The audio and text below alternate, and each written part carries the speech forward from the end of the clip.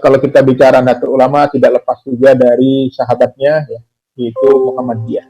Nah, hari ini kami meminta Dr. Dhanil Simanjuntak untuk menjelaskan tentang bagaimana sejarah perjuangan Ormas Islam Muhammadiyah dan ulama Muhammadiyah dalam mempertahankan kemerdekaan. Kepada Dr. Dhanil, kami persilakan. Bismillahirrahmanirrahim. Assalamualaikum warahmatullahi wabarakatuh. Alhamdulillahirabbil alamin, wassalatu wassalamu ala Rasulillah wa ala alihi wa ashabihi wa mawalah, la haula wala quwata illa billah, ma ba'd. Dr. Muhammad Iqbal yang saya hormati, Pak Ustadz Hidayat Abdul Wahid, Wakil Ketua MPR yang juga saya kagumi, senior saya, sesepuh kita di forum ini. Kemudian Kiai Khalil Nafis, guru kita juga, kemudian Pak Dr. Irfan Sofiet, kemudian Habib Idrus Salim Al-Jufri, MBA, dan seluruh peserta webinar Indonesia Institute atau Institut Indonesia. Saya surat balik karena ada tadi saya sebutkan ada Indonesia Institute, ternyata ini Institut Indonesia. Terima kasih Bang Muhammad Iqbal sudah mengajak saya urun rembuk dengan para kiai, para cendekiawan hebat pada siang hari ini. Saya ingin bicara tadi karena saya diminta untuk mengeksplorasi dan menelusuri jejak peran Muhammadiyah menuju kemerdekaan, maka saya akan fokus di situ. Tadi Kiai Khalil sudah banyak bicara, salah satunya terkait dengan jejak NU di menuju kemerdekaan kita. Nah, saya mau mulai dengan satu pernyataan bahwasannya sejatinya memang negeri ini selain dibangun oleh banyak variabel, salah satu variabel utama yang membuat negeri ini bisa tetap hadir menurut saya adalah dialog. Karena punya tradisi dialog yang kuat lah, kemudian kita bisa tetap eksis dan bisa tetap hadir sampai dengan detik ini. Nah, kenapa saya sebut dialog adalah bagian penting dari negeri ini? Saya berikan contoh. Pada hari ini adalah hari yang sangat bersejarah. 18 Agustus 1945 dipilih oleh Institut Indonesia sebagai hari diskusi pada hari ini. Saya pikir tidak sembarangan. Pasti karena ada faktor sejarah. 18 Agustus adalah simbol dari lahirnya konstitusi kita, terutama terkait dengan pembukaan Undang Dasar 1945. Dan ini adalah simbol dialog menurut saya. Jadi simbol dialog, simbol dialektika dalam proses membangun dan mendirikan Indonesia.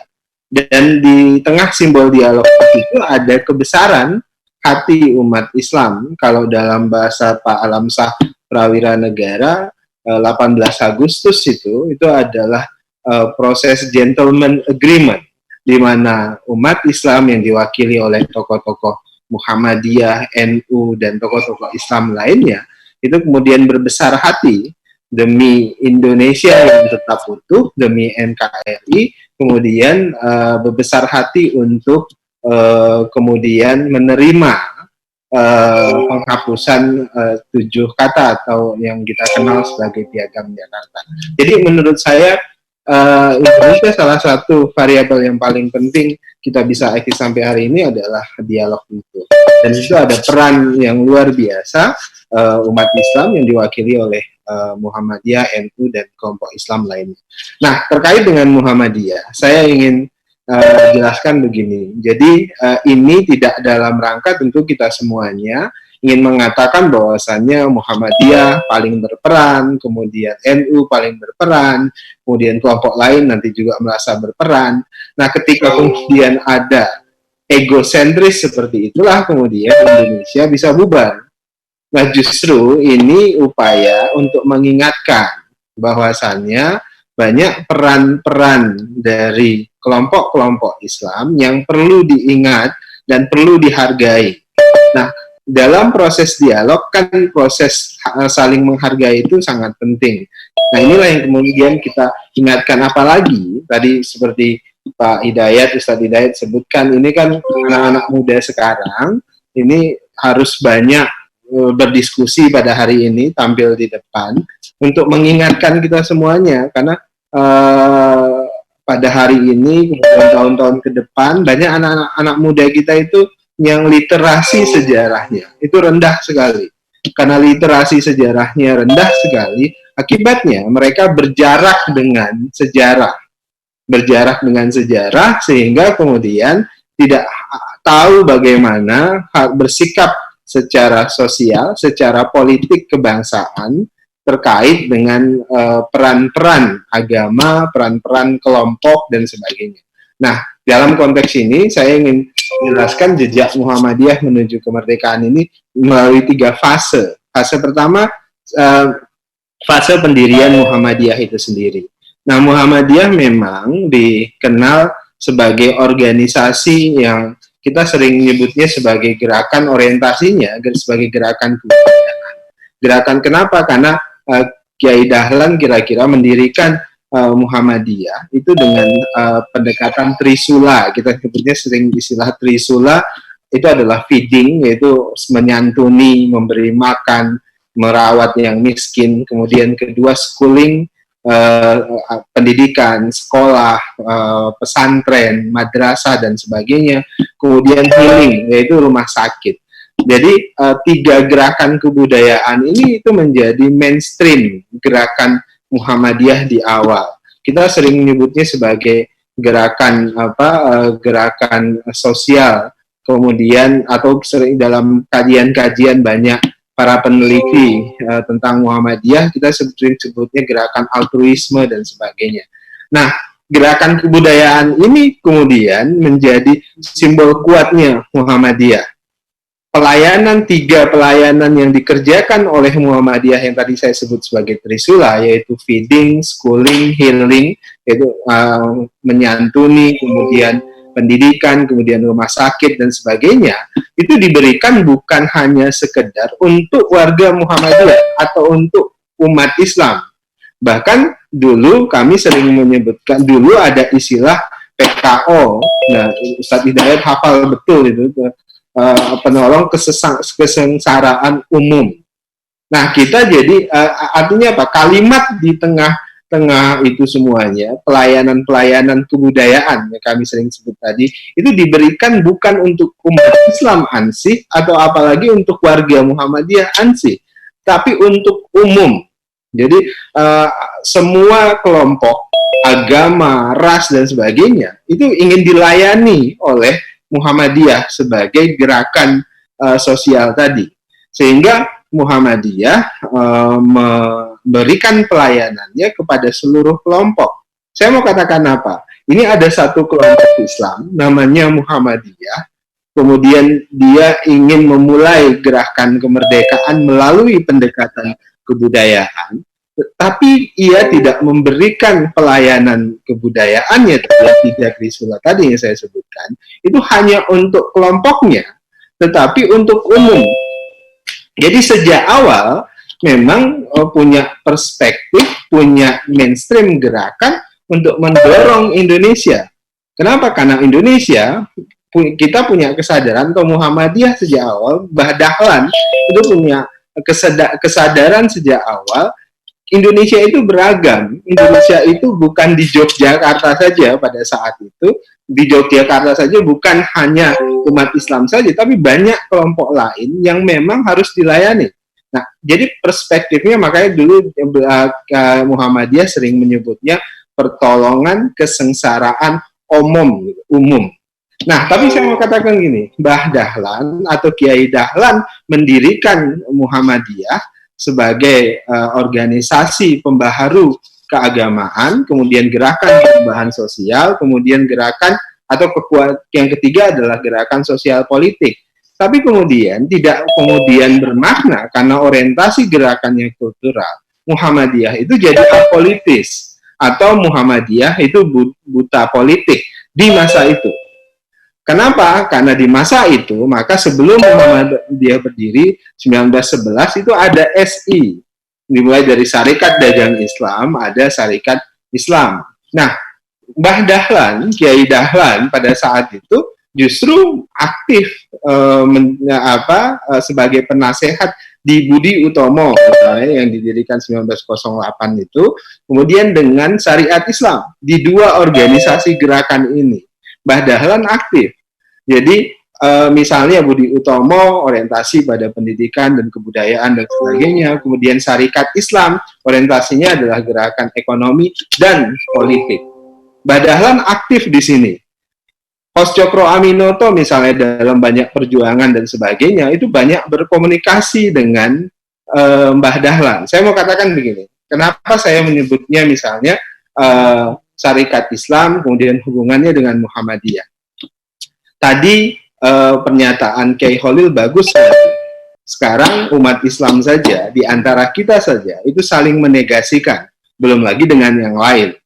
Muncul kecurigaan dan sebagainya. Nah, dulu gerakan politik yang dimotori oleh Hos Cokro Aminoto, kemudian di sisi lain ada gerakan kebudayaan, pendidikan, kesehatan, dan santunan dan sebagainya, itu dimotori oleh Mbah Dahlan. Mbah Dahlan dan Pak Hos Cokro Aminoto itu tidak pernah saling menegasikan ini dalam perjuangan. Dan nggak pernah juga Mbah Dahlan merasa dia paling hebat. Kenapa? Karena gerakannya adalah gerakan kebudayaan. Misalnya dia apolitik, dianggap apolitik, tidak ikut-ikutan politik, dan sebagainya. Di sisi lain ada Hos Cokro Aminoto yang heroik. Perjuangannya heroik, perjuangannya politik, non-kooperasi, dan sebagainya. Dengan Belanda, dan itu dilakukan oleh Hos Cokro Aminoto. Nah, dua orang ini tidak pernah saling menegasikan dalam perjuangannya. Yang ada adalah Mbah Dahlan yang tidak berpolitik, gerakannya tidak berorientasi pada gerakan politik, itu justru mensupport gerakan politiknya Hos Cokro Aminoto. Melalui apa? Melalui murid-muridnya. Kemudian Hos Cokro Aminoto tidak pernah menuduh Mbah Dahlan sebagai orang yang tidak peduli dengan gerakan kebangsaan, politik, dan sebagainya, sehingga menuduh Mbah Dahlan yang pengecut dan sebagainya, padahal pendekatan Mbah Dahlan, karena pendekatan Mbah Dahlan adalah pendekatan kultural. Justru Mbah Dahlan bersiasah, tadi istilah yang seperti disampaikan Pak Khalil, siasat dunia. Mbah Dahlan itu bersiasah dengan Pak Hos Cokro Aminoto. Kader-kader, murid-murid Mbah Dahlan itu justru menjadi penggerak Syarikat Islam. Sebut Haji Fahrudin.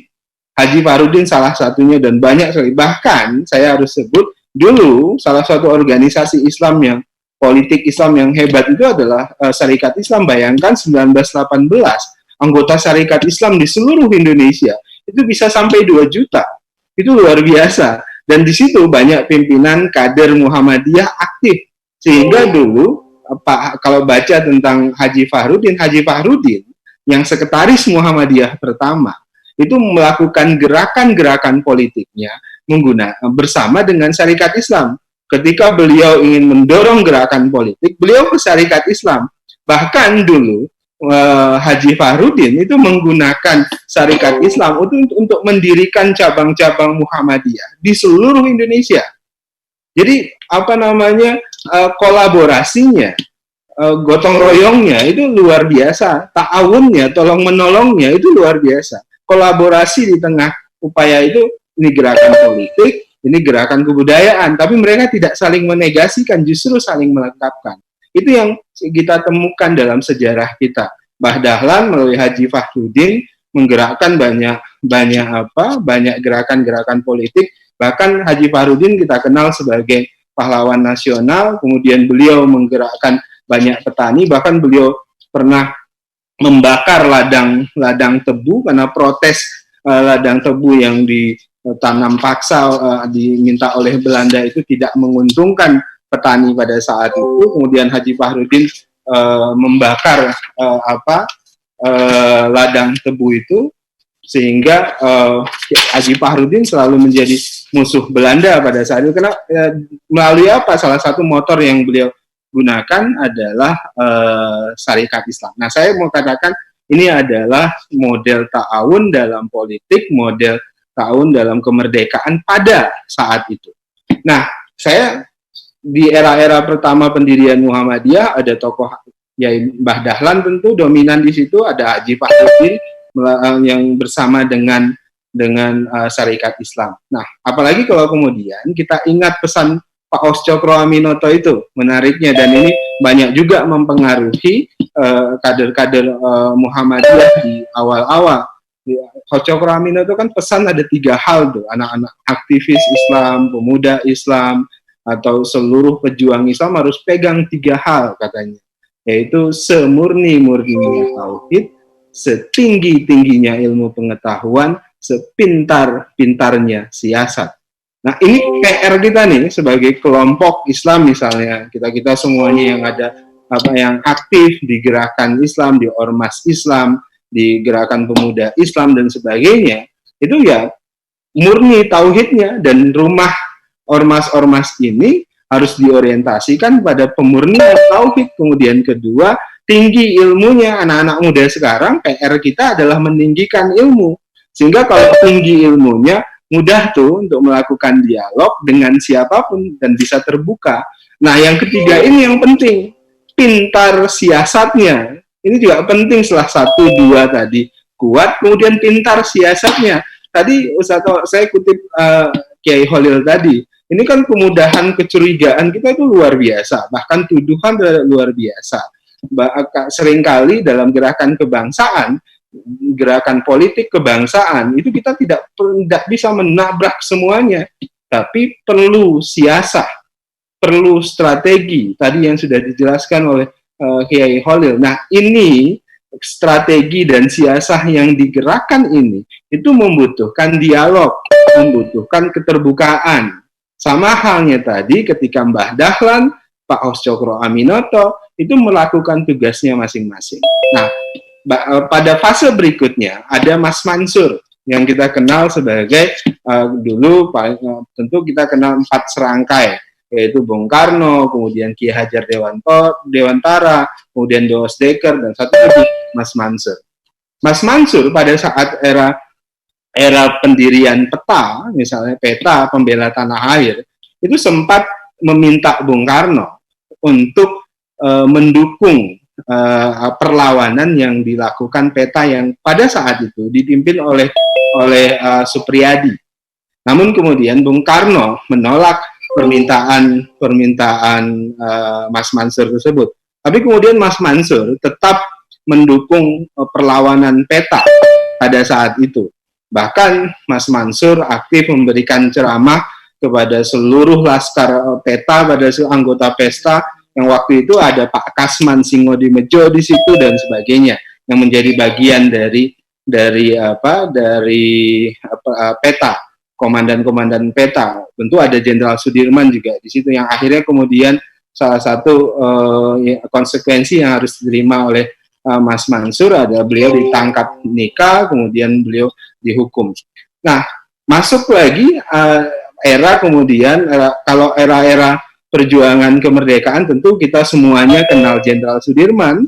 Jadi dulu laskar-laskar kita ini, misalnya tadi ada Laskar Hizbullah, kemudian kalau di Muhammadiyah itu membentuk ada namanya Askar Perang Sabil, kemudian ada Hizbul Waton.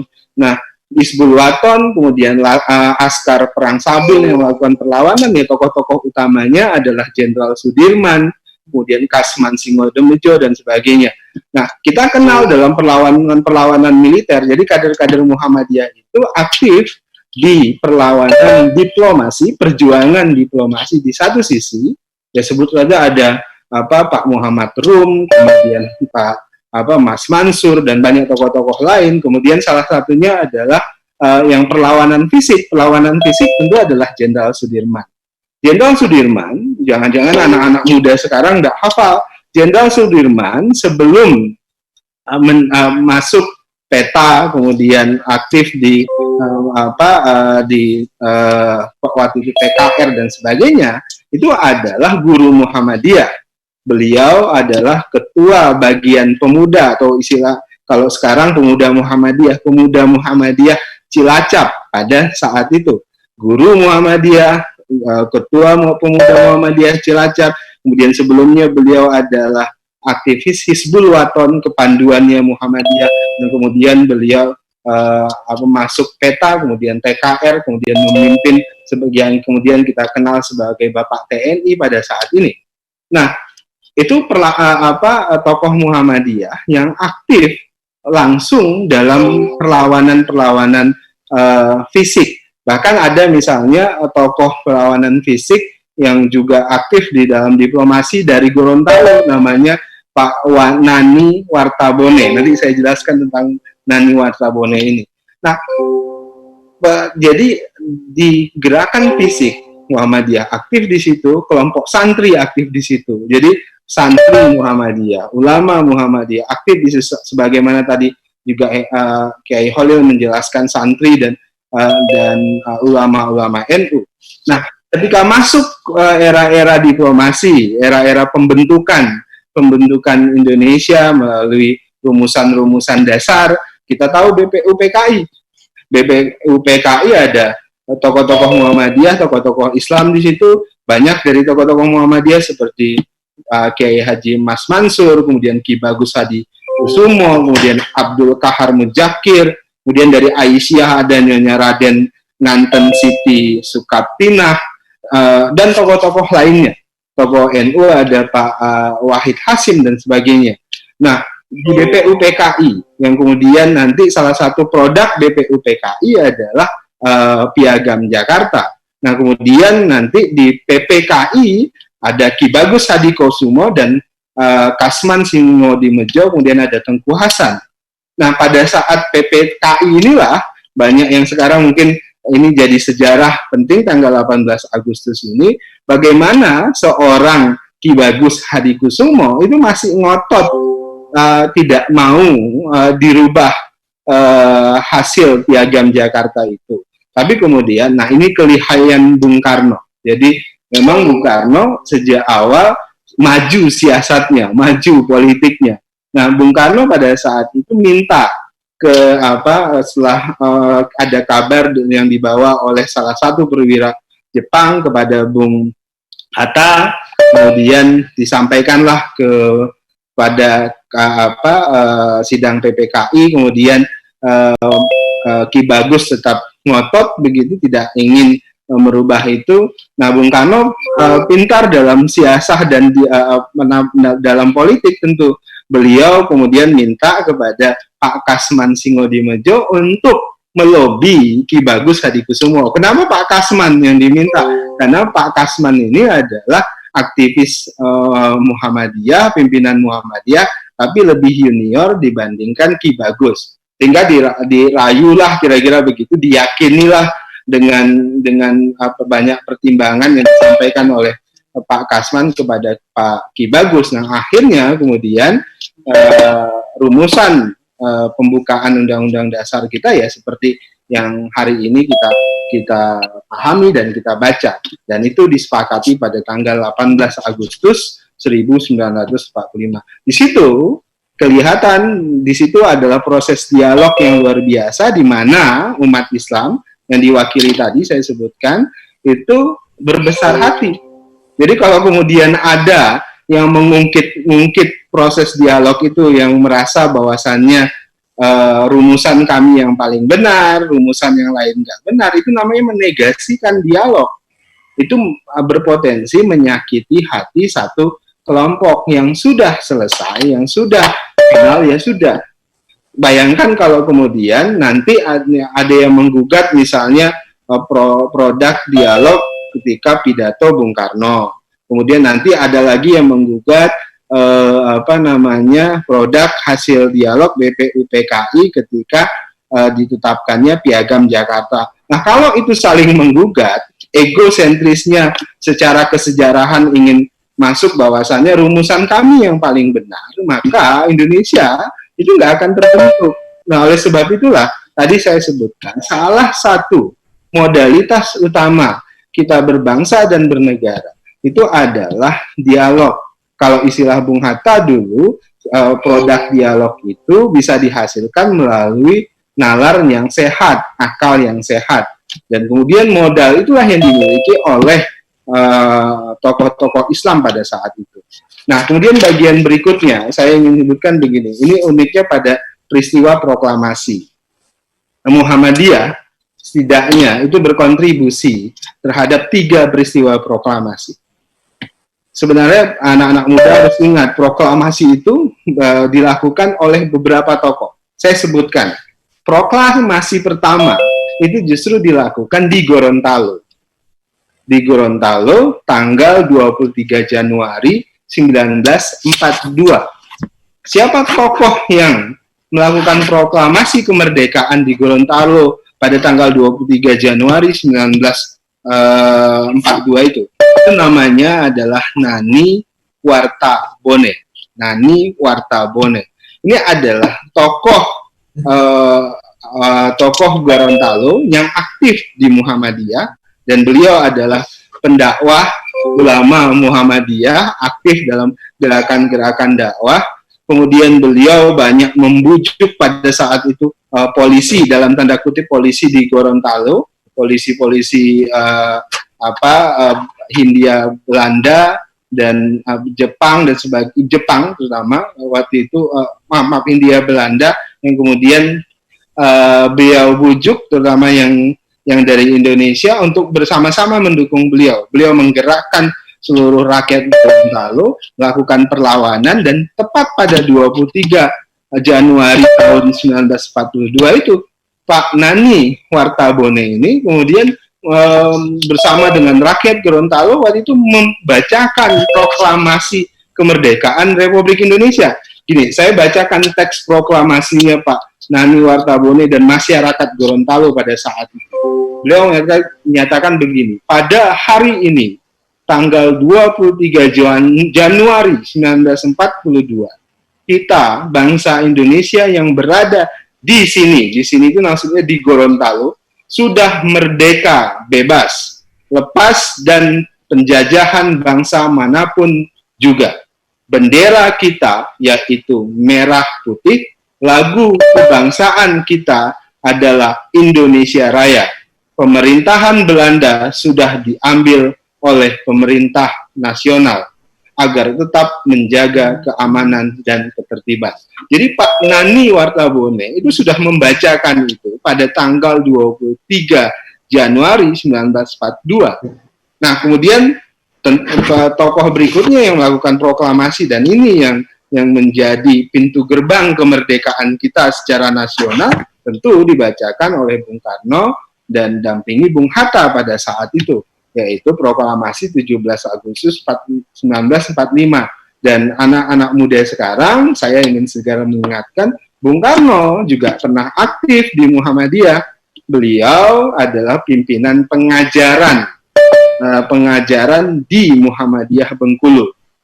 Ibu Fatmawati yang menjahit merah putih adalah anak dari tokoh Muhammadiyah, dan Bu Fatmawati sendiri aktif di Aisyah. Artinya ada kontribusi pengajaran Muhammadiyah terhadap beliau-beliau ini. Kemudian ketiga, ada yang kemudian tokoh Muhammadiyah juga yang melakukan yang kita kenal sebagai deklarasi Juanda. Dan bagi kami, deklarasi Juanda ini penting sekali karena mempertegas wilayah Indonesia, batas wilayah Indonesia. Dan Pak Juanda adalah tokoh Muhammadiyah, beliau guru Muhammadiyah, dan kepala sekolah Muhammadiyah di Jakarta ini.